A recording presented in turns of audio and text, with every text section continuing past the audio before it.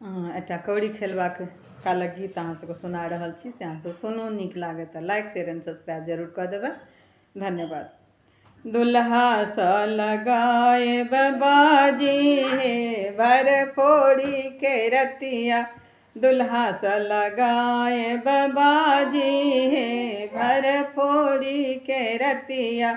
कथी के कौड़ी कथी के पासा, कथी के कौड़ी कथी के पासा, कोना खेलब हम जीतब हे भर फोड़ी के रतिया, कोना खेलब हम जीतब हे भर फोड़ी के रतिया।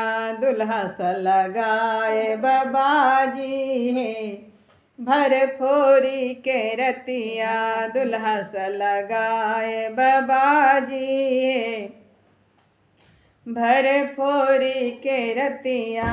सोना के कौड़ी रूपे के पासा, सोना के कौड़ी चांदी के पासा, चीते खेलाएब हम जीतब हे भर फोड़ी के रतिया, चीते खेलाएब हम जीतब हे भर फोड़ी के रतिया।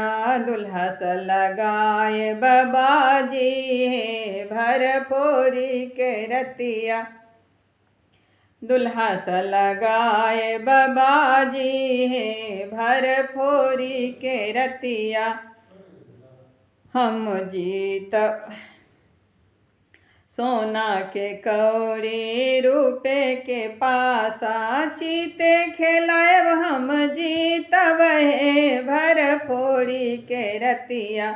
दुल्हा जे हारल दुल्हन जीतल, दुल्हन जे हारल दुल्हा जीतल।